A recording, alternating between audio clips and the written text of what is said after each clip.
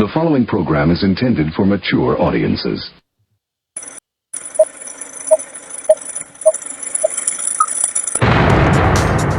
Rudy's Revelation. You can't handle the truth. Google me, bitch! Google me!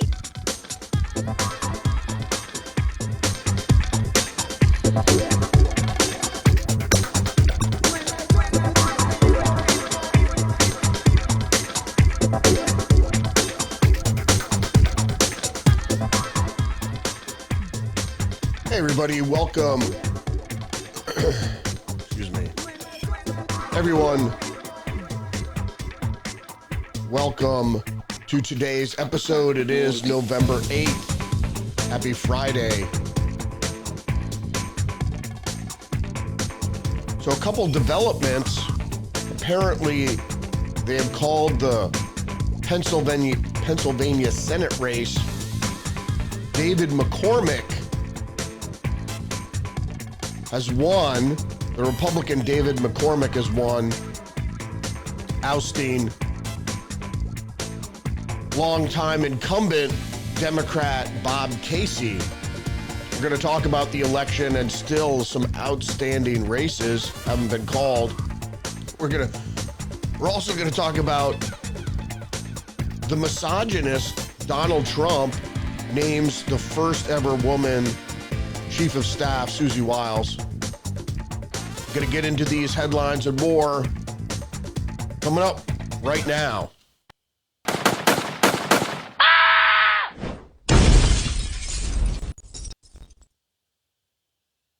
First headline up is from the National Review. David McCormick wins Pennsylvania Senate seat, ousting longtime incumbent Democrat Bob Casey. Well, we're going to talk about the election, which is still ongoing. Everybody is extremely pleased, not everybody is extremely pleased that Donald Trump has got elected, but there's still some outstanding races that need to be watched because, as we've seen in the past and we've seen in 2020, the Democrats are slow walking tabulation to try to introduce fraudulent ballots to turn the election in their favor. What they're trying to do now is to win the House. Now, everybody's looking at the numbers and seeing that it's very likely that the Republicans will keep control of the House. But as the Democrats are doing with the Senate, they are trying to cheat to keep the margin very small. So it would easily be overcome in 2 years. So people aren't watching this. So this was tricky. They tried to do it in Pennsylvania too, but there are too many people on the ground watching what's happening there. In Nevada and Arizona, there are other people there.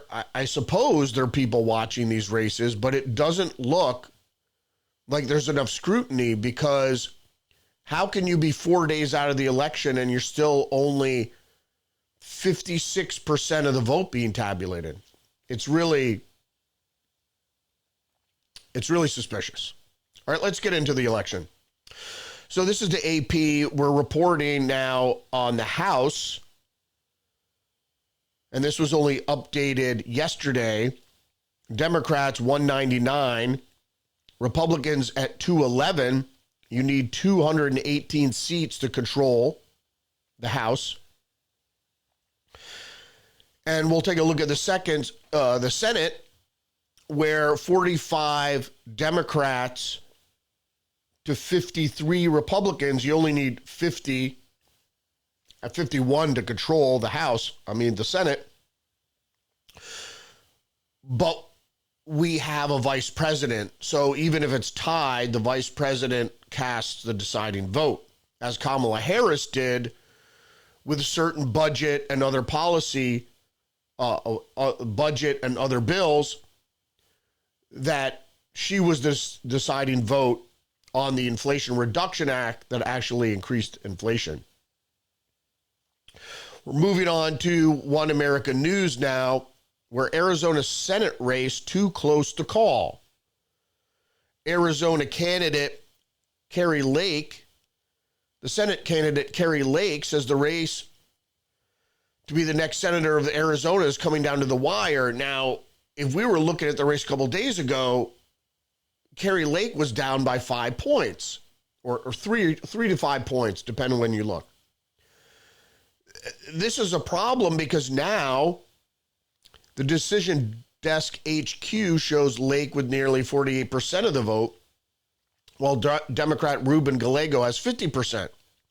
74% of the total votes have been counted as of Thursday afternoon. That still leaves a quarter of the votes uncounted. Why is it taking so long? Well, a quarter of the votes in Arizona could easily tip the race in Lake's favor, which we suspect will happen, barring any malfeasance.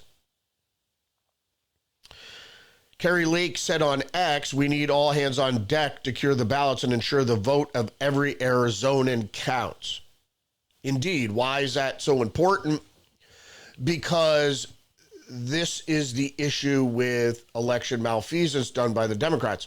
What we didn't have in 2020 was enough eyes on the ground, enough lawyers in waiting for incidences that could be easily litigated at the time. All these efforts helped, particularly poll watchers, and everybody was ready for the cheat to be in. And so people were watching. Now, are people watching in Arizona? I hope so. If they are, I suspect that the red wave will continue and Carrie Lake will be elected. I was not very hopeful when I saw her numbers throughout the night, but there's something about Carrie Lake that they do not want her in the Senate. They didn't want her as governor, but they don't want her, they especially don't want her in the Senate. What is so dangerous about Carrie Lake? Well, she's a good-looking, very articulate woman who is on the side of MAGA. And as I talked about for the past several years, really, that the establishment Republicans were doing everything they can to keep the Senate out of control of America First, MAGA political movement. So Carrie Lake is far outspoken, and just like they tried to keep out Blake Masters, successfully did, and they want to try to keep out Carrie Lake as well.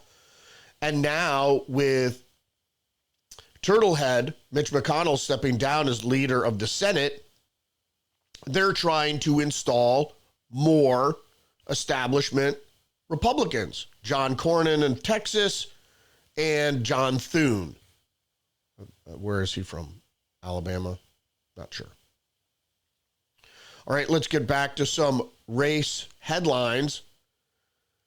The New York Times is reporting, see the voting groups that swung to the right in the 2024 election. Donald Trump's swift victory was driven by red shifts across the country with gains among seemingly every possible grouping of Americans. It's called a red wave. Now, I talked at length about the suspected red wave in 2022 that didn't materialize. Why? The cheating, the ballot malfeasance was still in place. The only state, even red states, the only state was Florida, where Ron DeSantis put in place election integrity security. So in Florida in 2022, that was the only place we saw the red wave. Now that not only have such security measures been put in red states, integrity security measures, but also Republicans in blue states, although they didn't have the legal security measures, they were there enforcing and trying to enforce existing laws, and particularly putting eyeballs on the people counting ballots, the amount of ballots, voter rolls, and undoing basically the machine that was put in place in 2020. All right, so let's go quickly over this. So they talk about cities and suburbs. Look, all here by 2 points and up to 4 points, a little less than 2 points in Wisconsin, Georgia, North Carolina, Wisconsin, Michigan, all shifted red. It's called a red wave. Rural and urban divide. Philadelphia suburbs, up by almost 4 points. Mecklenburg, Colorado, North Carolina, Charlotte, up by 2 points. Wayne County, Michigan, up by 9 points. That's where all the Muslims are. And that's what the LGBT trans push in Michigan really put the Arab community in the Republican corner. Detroit suburbs up by 4.3 points. Atlanta suburbs up by 1 point, which Atlanta is fervently Democrat. Race and ethnicity, Hispanic majority counties up by 13 points. Native American majority counties up by 10 points. Black majority counties up by almost 3 points. Economic types. Also less educated counties up by several points. More educated counties up by 4 points. Farming counties up by 4 points, 3.5. Mining counties up by 5 points.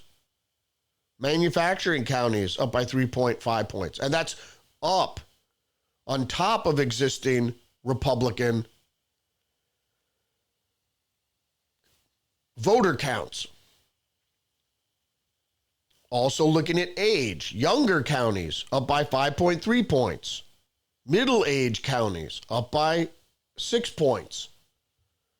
Older counties up by 4.8 points. This is all reflective on a policy-driven campaign with a proven candidate who, in his last term, put forth economic ideas that worked, and in particular, the border. The border issue resonates with every American. And for most Americans, they didn't like having an open border. And so he was proven to shut down the border, and his ideas of a wall are still highly regarded. Not surprising. So the big issues, the economy and the border, both of which Trump was successful in producing a good economy in his first term and closing the border in his first term. Those are proven. And there was no fascism. There was no rounding up of people or throwing his political opponents in jail. None of what they claim he would do this term, he did in his last term. What did he do? He improved the economy, particularly in inner cities, with what was called economic zones. Basically, tax breaks for investments into poorer areas. Very successful. All right, one of the big headlines for today, President-elect Trump named Susie Wiles as chief of staff, making her the first woman in the post. So did he do this for political reasons? Maybe. She seems very accomplished, and perhaps he likes her very much and trusts her. All reasons to name someone chief of staff if they're very competent and they're trustworthy. That's great news. But politically, Trump is supposedly a misogynist who doesn't like to have intelligent women around him, according to Mark Cuban. Here he hires Susie Wiles, who actually is the daughter of Pat Summerall, if you know who he is. He was a longtime ABC sports reporter, anchor. So Susie Wiles will be the first female chief of staff ever. Historic. Moving on to other headlines from the City Journal, Trump won on the issues. Exit polling demonstrates that voters trusted him more than Kamala Harris to handle the problem that most concerned them. Before I get into this article, or actually the next article from the City Journal, exit polling. So poll watching is important, but exit polling is even more important, because if you have an idea of the people coming out of the polls who they're voting for, it's hard to cheat because initial reporting, and that's how you get to call most races, is people have exit polling. So people will tell you who they vote for. They won't tell you what their name is, but they'll tell you who they voted for. And then you get a good idea of how the votes came in. It's been done for years and years and years. And if an election result, as in 2020, is different than the exit polling, you have to start asking questions. And there also wasn't a lot of exit polling because everybody was voting from home. Purportedly, not really. Most of the ballots cast were mail-in ballots. More people chose to go to the polls this year because they believe it's safer.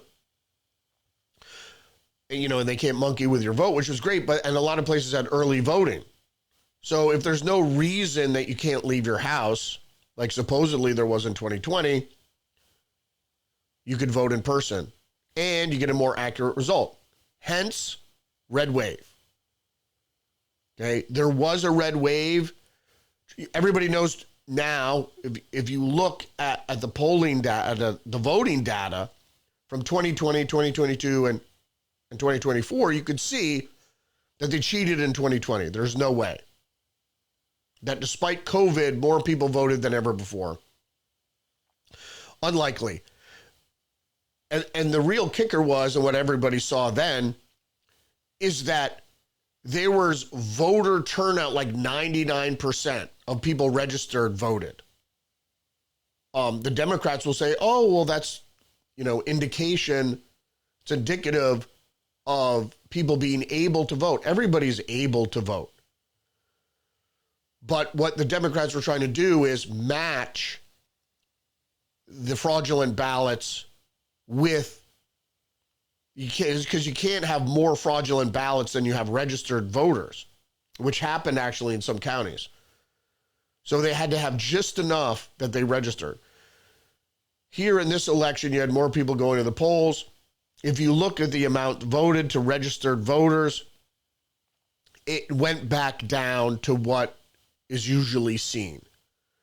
The amount of registered voters, you get between 60 and 70%, and that's high.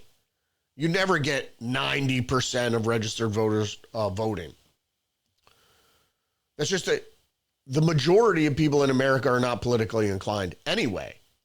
And in this election, a lot of people sat it out. A lot of additional people. All right, moving on to another article here from the City Journal. The mainstream press is about to suffer its most definitive discrediting yet. And then it goes on in this article to talk about that the media had issued apocalyptic warnings about a second Donald Trump presidency, arcane diagrams of nefarious political connections, and multi-page spreads of damning quotes have laid out how Trump will tear down democratic norms. He will unleash National Guard on Democrat voters. He will wreak vengeance on his enemies. He will usher in fascism. He will have Liz Cheney shot. He will be a dictator on day one. He will use the military to round up millions of migrants. He will seek a national abortion ban. He will outlaw vitro fertilization. He will suppress free speech. None of those things he will do. And then it goes on to say out, mostly they were quoting the New York Times here. And these mainstream media organizations, this was all these statements and predictions, false predictions to characterize, were because they were trying to affect the election. They were trying to scare people not to vote for Donald Trump, and people ignored them. None of these things will happen. Trump will not usher in an authoritarian government or fascism. He will not shred the rule of law. His administration will not ask internet platforms to censor information and opinion that opposes the administration, as did the Biden administration. The press predictions are all on the record and can be consulted for accuracy from this moment onward. This is the reality of the mainstream media. They're all on record And none of these things will happen. There will be none of these things they predicted, as you saw. And most smart voters knew that all the things they were saying about Donald Trump didn't happen in his first term. Going back to the article, the media grandiosity and martyr complex that birthed the Washington Post democracy dies in darkness motto has not abated in the face of the media's electoral defeat. Impotent, blinkered, and unrepentant would be more accurate motto for the press. Expect another 4 years of fear-mongering as the Trump administration tries to restore the country's constitutional architecture. Keep that scorecard in hand. Although the media will never admit it, their credibility, already threadbare, will be definitely decimated. It's not surprising.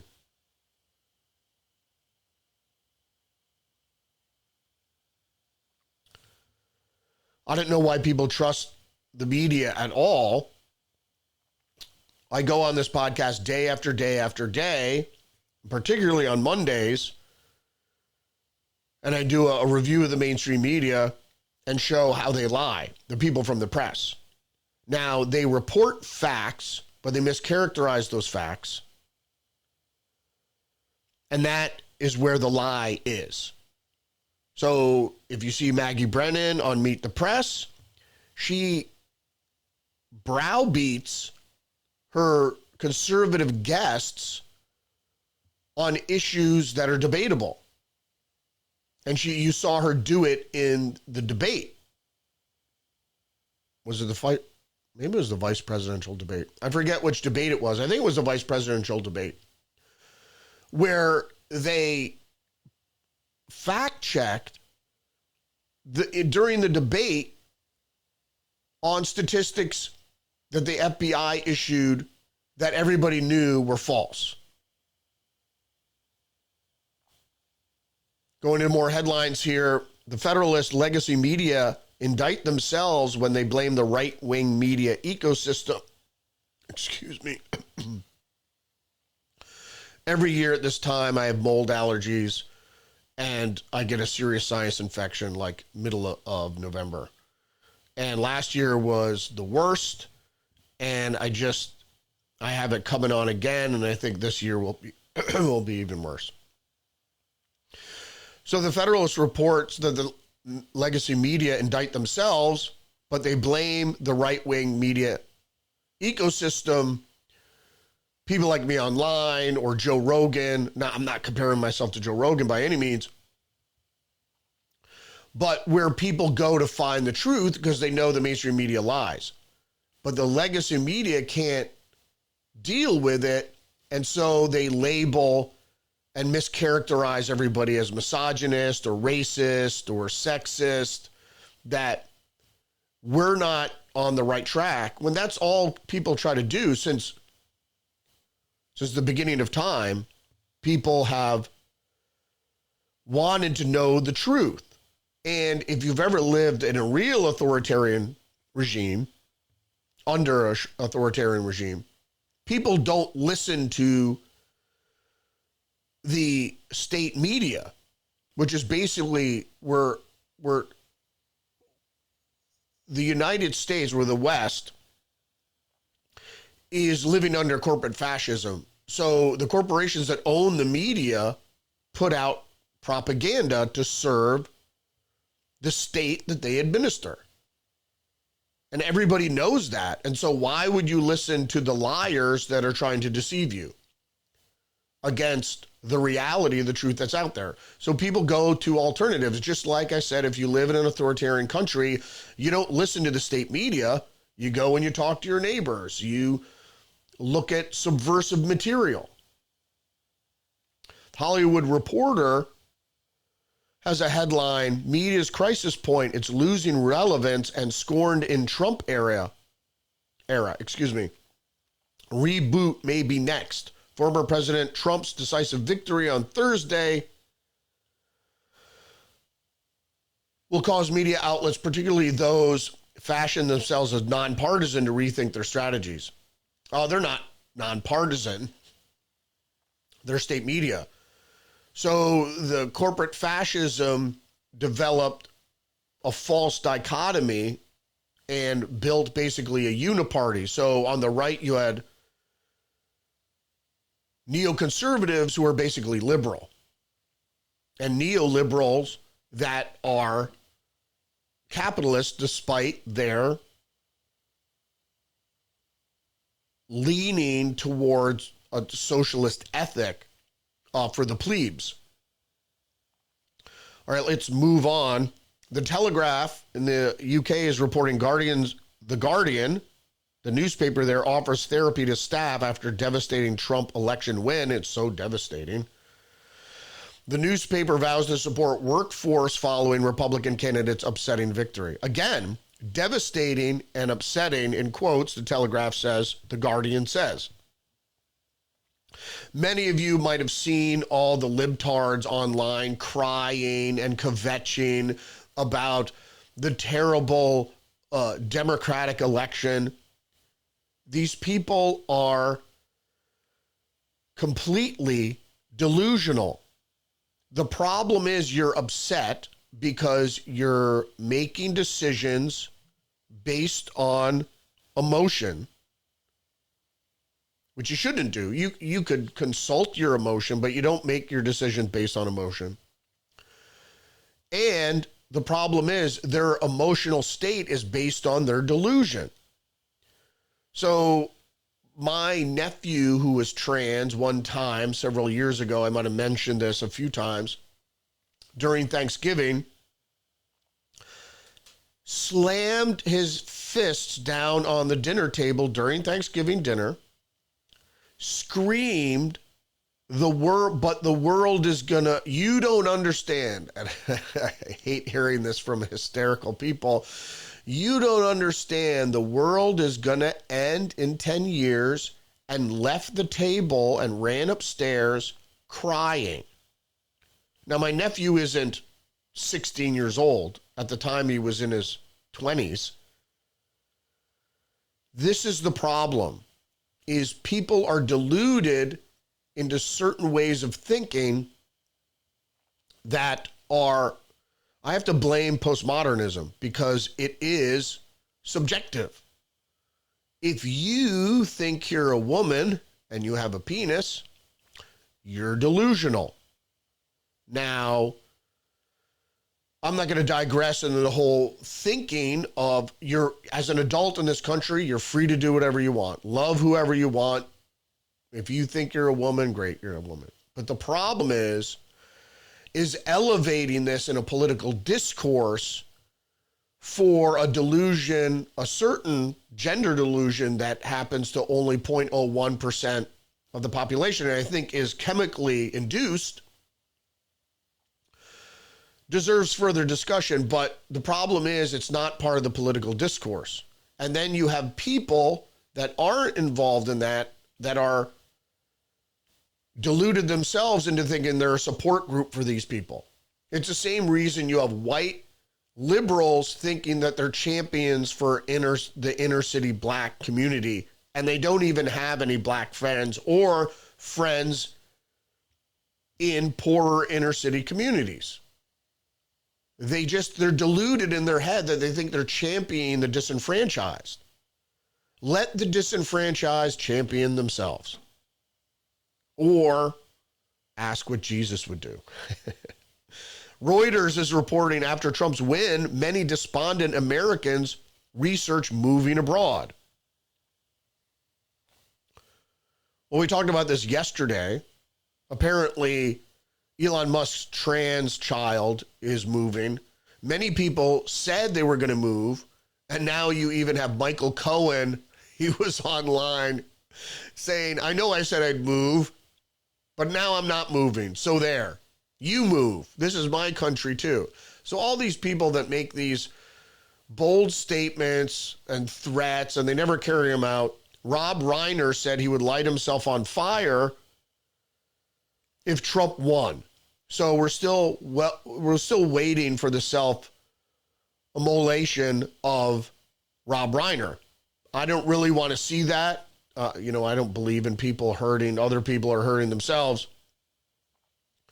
But I'm sick of these people going on these diatribes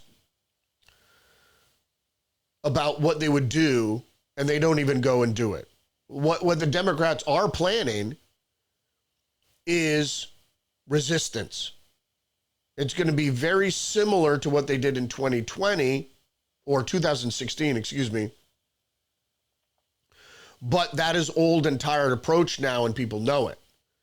So they need to pore over the data and look at the research. And like we just did with the Times, you had this massive red wave, this red shift to individualism, to conservatism, to Donald Trump, to MAGA. And so they have to figure out what caused that. Was it just campaigning? There is a shift.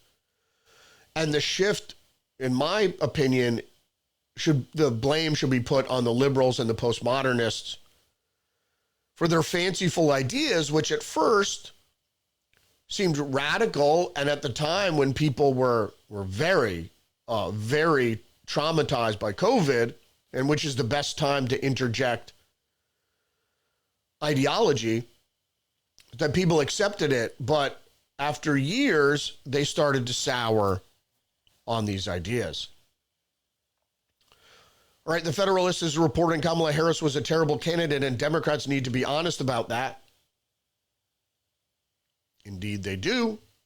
I don't even know how she became a candidate, how anybody even, during her first presidential primary in 2019, she didn't get any votes practically. She was the worst vice president in history, worst approval rating. She was put into the race. She wasn't elected in a fair democratic way, even though they go on and on about saving democracy. They did something in an undemocratic way, which was very apparent to the electorate. The point was she was a terrible candidate.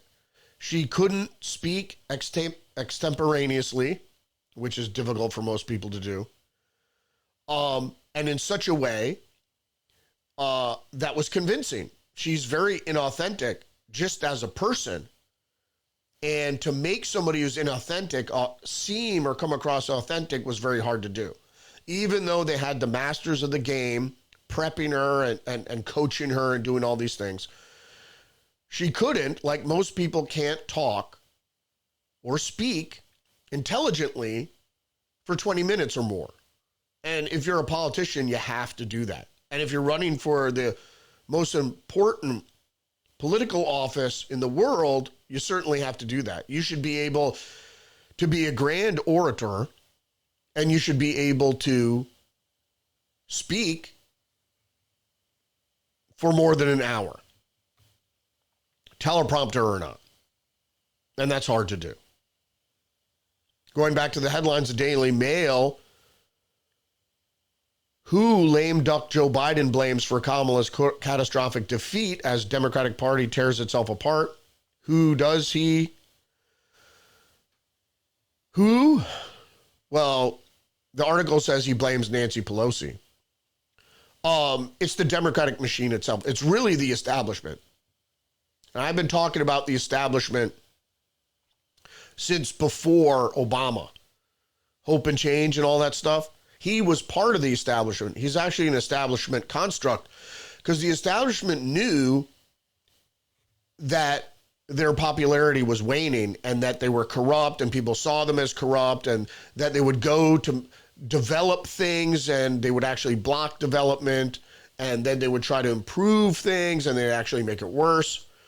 And then they blame incompetence when it was actually an agenda, a narrative. They were trying to accomplish these things, and they would blame their undesirable outcomes that they wanted, that they desired these outcomes, on incompetence. And that was their dream for Kamala Harris, as it was for Joe Biden. We'll put in someone incompetent.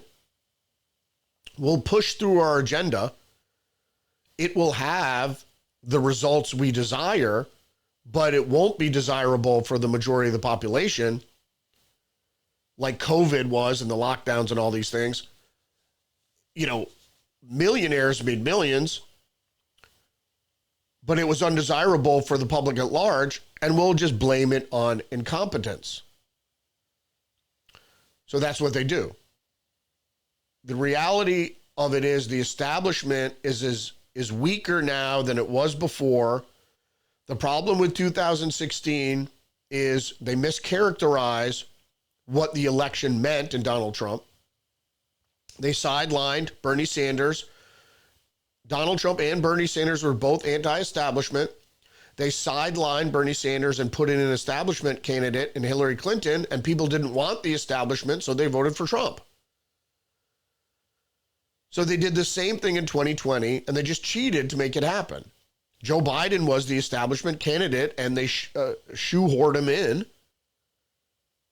And so now we have an honest or fairly honest election. They're still trying to cheat the House. People overwhelmingly want populist policies, those that will benefit or have desirable outcomes for the majority of Americans, not just the top 1 or 10%.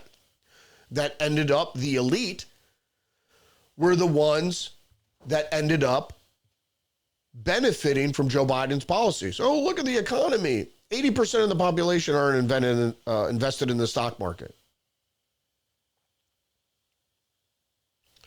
Speaking of the elite and those that benefit from those policies, Foreign Policy Magazine, which is the magazine for the Council on Foreign Relations, reports before Trump returns, Congress should buy weapons for Ukraine.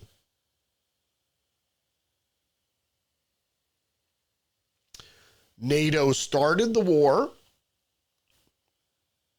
unknown to most neophytes in foreign policy. NATO started the war in Ukraine. To be honest with you, what's been going on in Ukraine for some time is really, you need to study it. But it is a foreign policy debacle. So NATO started the war in Ukraine. I'm not going to digress into why I believe that or know that to be true. So the establishment did this. Why? Is because the same reason the Western establishment wants inroads into certain closed countries. So those closed countries include Syria, Iran, North Korea, and Russia. What do you mean by inroads? I mean, the corporate fascists want inroads into those economies. They want access to those resources, et cetera, et cetera. That's why they started a war with Russia, because they have a lot of resources. They pose a threat to their agenda, and they want access to those markets. The war in Ukraine should be put to an end now. The sovereignty of Ukraine should be restored, and the Russophiles that live in Ukraine should be respected. And I'm not a Russophile by any means, but if you know anything about Ukraine, there are lots of people who live in Ukraine, Ukrainian citizens who love Russia, particularly in the East. And so those people should be respected. Their vote should be respected. And maybe things will simmer down there. And the CIA needs to pull out of Eastern Ukraine as well, because that was the big thing. They wanted to move, NATO wanted to move missiles in there. The CIA, as soon as 2014 coup was over, the CIA moved listening posts and bases into Eastern Ukraine and started undermining Russian influence in Eastern Ukraine. Politico is reporting Biden team prepares to rush last-minute aid to Ukraine. The White House wants to rush more weapons to Ukraine, but the next president could halt the shipments. And that means Trump is going to stop the war and stop the fucking spending, because we have a debt problem. There's no money tree. The reason I've always been fiscally conservative, but even more so, the reason I really tilted right to the Republican Party is when I found out how money was created. So you can look online and you can discover how money is created, and that issuance of new currency devalues your currency. All you need to know. So if you keep printing money, the dollar in your pocket goes down. And people always say, oh, there's debt attached to money already. Well, yeah, in a fiat system where you have fractional reserve banking, well, yes. But the answer isn't printing more money.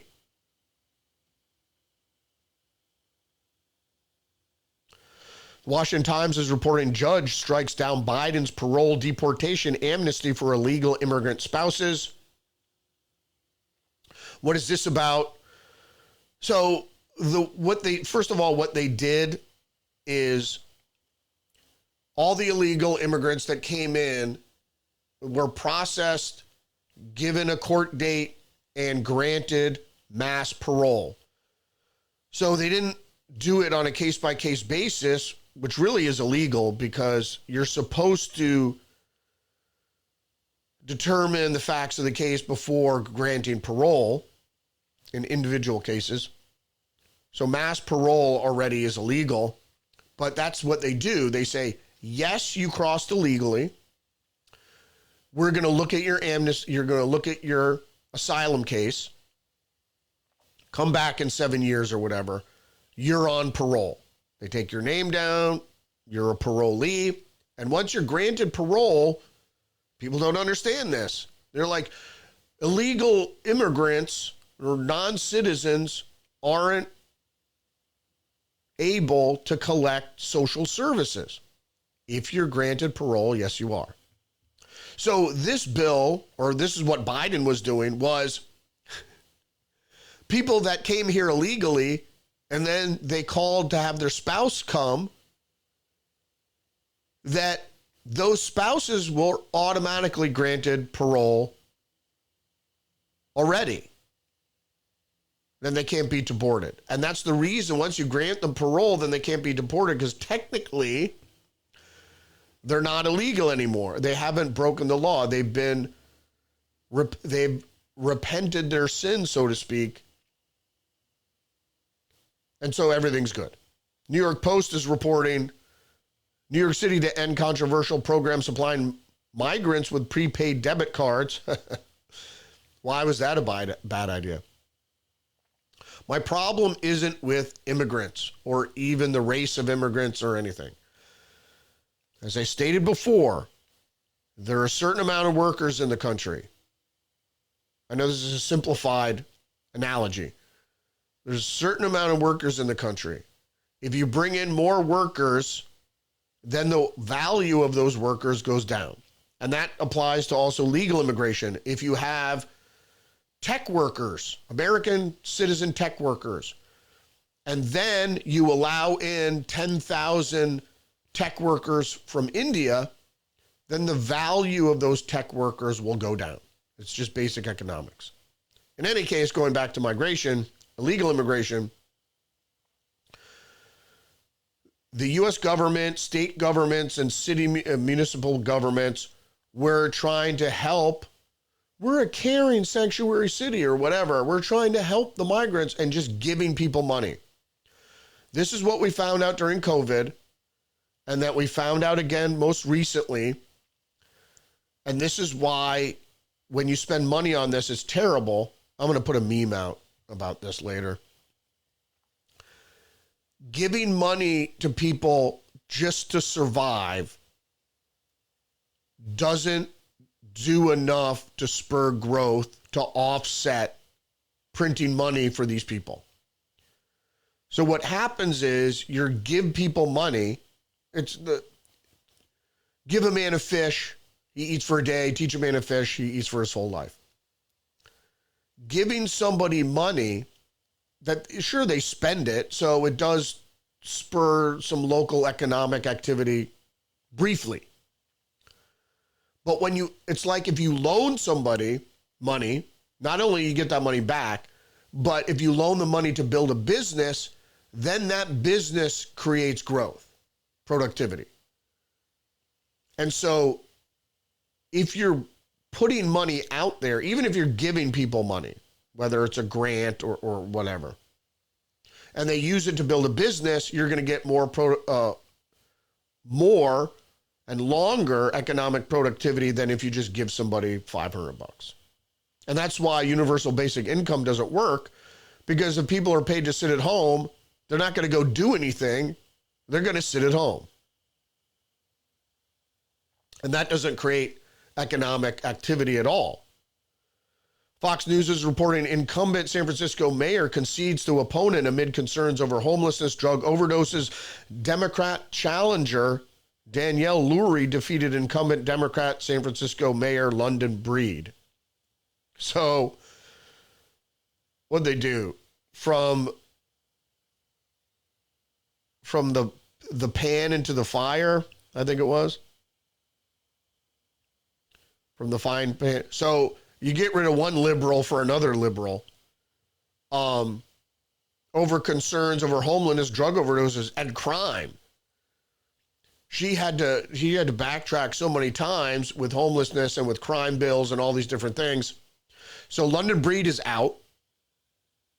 Also, the longtime, I believe it's Los Angeles District Attorney,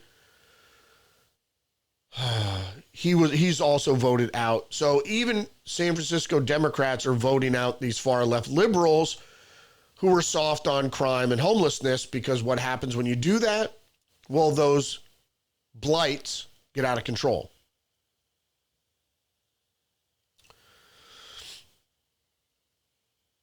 AP is reporting 4 ways Donald Trump's election was historic. Well, let's get into those. He's the oldest. Of course, they put that first. But he's a young 80 or a young 78. It's the second time someone has won 2 non-consecutive terms. He's been impeached twice. He's been convicted of felony crimes. All right, let me tell you something about this. This is why it's historic.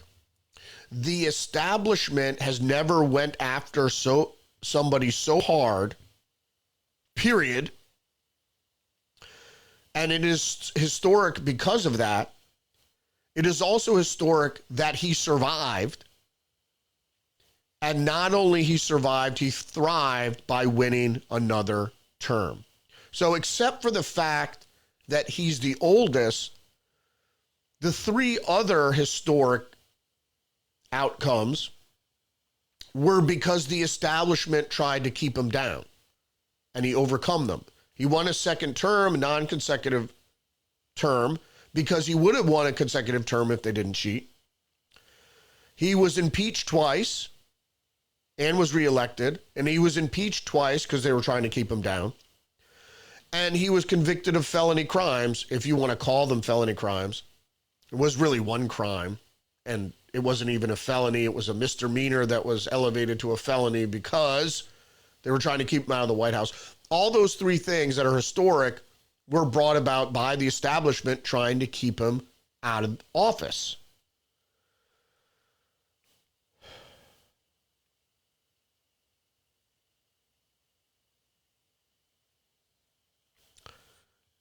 Los Angeles Times is reporting Trump's win may extend conservative control over the Supreme Court for decades. We can only hope.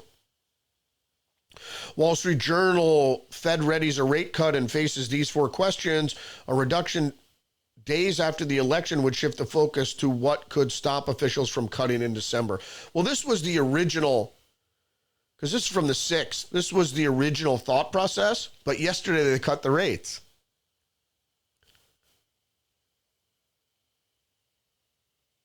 So, and not only did they cut the rates, I think it was a 1/4 point, they plan to cut the rates again in December.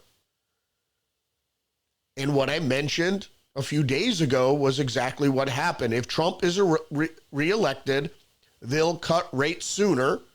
And if comical Kamala gets elected, they will wait to see if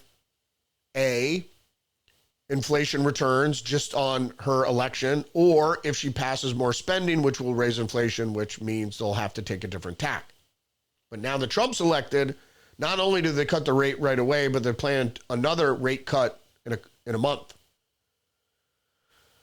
Also big news, CNBC is reporting Powell says he would not resign as Fed chief if Trump asked for his resignation. Now, if you didn't know, the Federal Reserve is not federal. Okay, it is a conglomeration of private banks that issue currency through the purchase of bonds. So the Federal Reserve is not a government agency. It's just a big bank, specifically used to issue currency to the government. So as Alan Greenspan once said, there's nothing the government can do to affect the policy decisions of the Fed. And he said that as chairman. And so Jerome Powell is outwardly defiant, saying, as far as he's concerned, as far as the banks are concerned, they're already beginning the insurgency against Trump. That they will not allow Trump to mess around with the Fed. So the top of the corporate fascism is the Federal Reserve, is the banks. And so they're saying, although you were elected by the people, corporations may be persons, but they're not citizens of the United States, so they don't have to listen to you.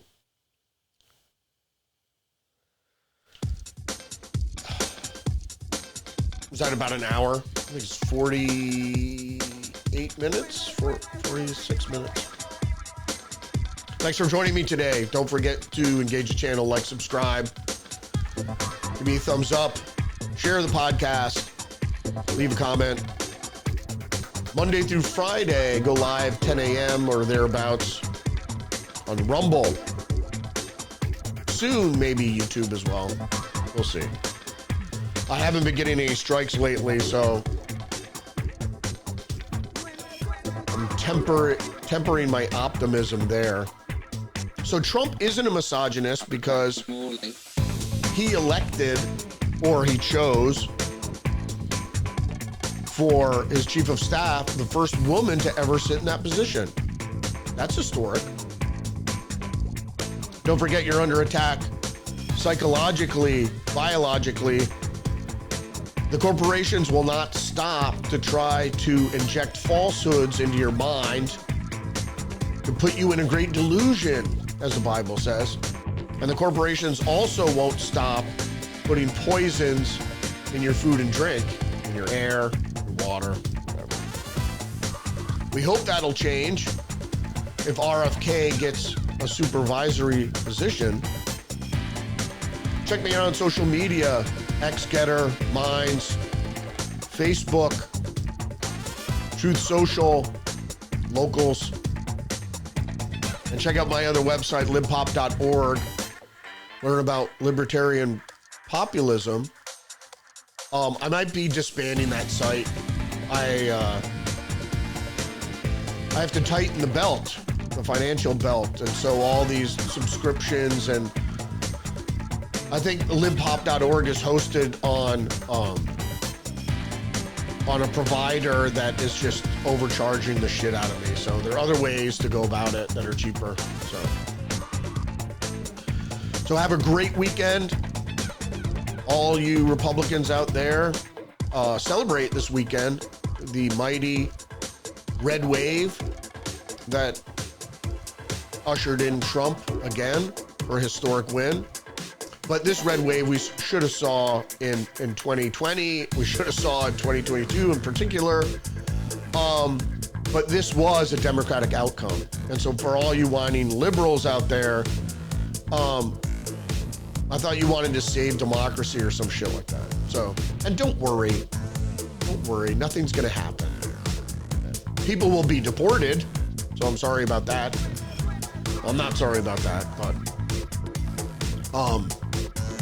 unless you're an illegal immigrant, you don't have much to worry about. So, anyway, have a great weekend. See you Monday. Respect.